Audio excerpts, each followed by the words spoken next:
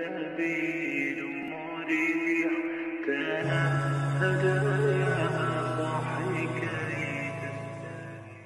پوری طاقت ہے میں جانتا ہوں، لیکن میں یہ بھی جانتا ہوں کہ ابراہیم علیہ السلام کو جب آگ میں ڈالا گیا تھا تو ایک چڑیا ایک سمندر میں ایک دریا میں گئی اور چونچ میں پانی بھرا اور وہ بھی اڑ کر جانے لگی۔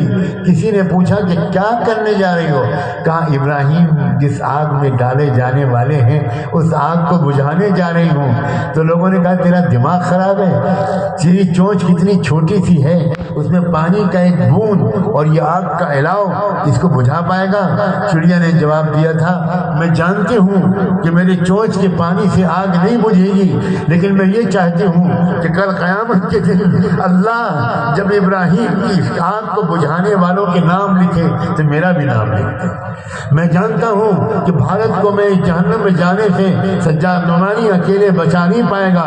میں اپنی کمزوریوں کا اعتراف کرتا ہوں، میں اپنے اکیلے پن کا شکوہ کرتا ہوں۔ میں جانتا ہوں کہ نہ میرے پاس میڈیا ہے، میں جانتا ہوں نہ میرے پاس پولیٹیکل طاقت ہے، میں جانتا ہوں نہ میرے پاس پیسہ ہے، نہ ریسورسز ہیں، نہ اڈانی ہے، نہ امبانی ہے، میرے پاس کچھ نہیں ہے، لیکن میں اتنا صرف چاہتا ہوں کہ روز محشر جس وقت اللہ یہ کہے کہ بھارت جیسے عظیم ملک میں کون آگ بجھانے والا تھا، تو یہ گنہگار بندہ بھی کھڑے ہو کر کہے اللہ میں کچھ کر تو نہ پایا لیکن بجھانے کی کوشش میں مارا پھرتا رہا۔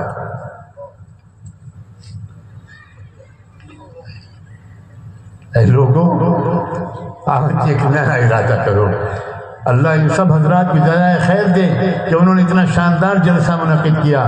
یہاں کے پرشاسن کو، پولیس آفیسرز کو، ڈسٹرکٹ ایڈمنسٹریشن کو بھی کے لیے بھی میرے دل سے دعائیں ہیں جنہوں نے اتنی شاندار سرکشا کے بندوبست کیے کہ اتنی سکون کے ساتھ ہم اور آپ یہاں یہ بات کر پا رہے ہیں۔ اگر وہ اپنی ڈیوٹی نہ ادا کریں، ڈیوٹی سے بھی زیادہ محبت کا برتاؤ نہ کریں، بھروسے کی بات نہ کہیں، تو ہم اور آپ اس طرح ملک کے موجودہ حالات میں شاید سکون سے بیٹھ کر بات نہیں کر سکتے تھے۔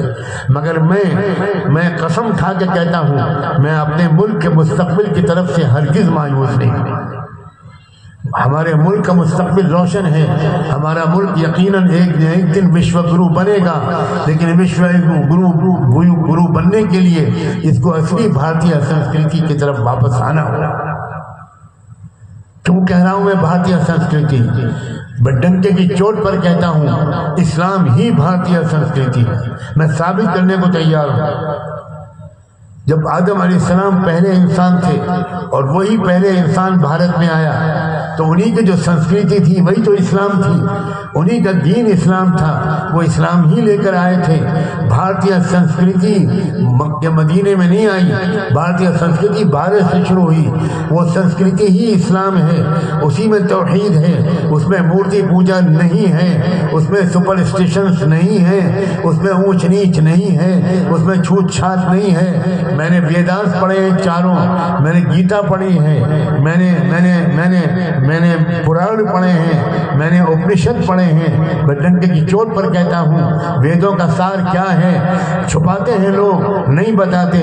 آج بھی ہندو بھائی ہمارا یا کوئی بہن جب اس کی سانس اکھڑنے لگتی ہے تو اس کے کان میں کلمہ پڑھا جاتا ہے ایکم برہم دوتیو ناس نی نا چنچن ناس۔ کیا مطلب ہے اس کا؟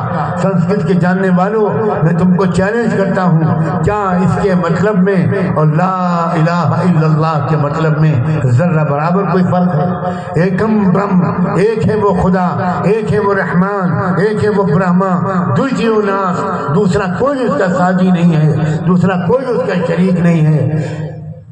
نی نا چنچن ناس، سنسکرت میں کسی چیز کو نگیٹ کرنے کے لیے، کسی چیز کی نفی کرنے کے لیے جو سب سے طاقتور الفاظ آئے ہیں سنسکرت بھاشا میں وہ تینوں اس میں جمع کر دیے گئے۔ نی نا چنچن ناس، نہیں ہے، نہیں ہے، رتی برابر انش برابر نہیں ہے۔ یہی تو ہے لا الہ الا اللہ۔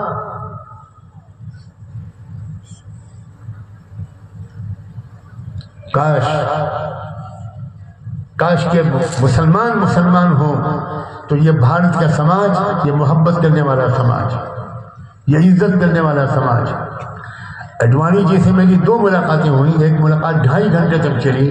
انہی کے ساتھ میں نے ناشتہ کیا تھا. جب وہ ڈپٹی پرائم منسٹر تھے انہوں نے مجھے خود خط لکھ کر بلایا تھا.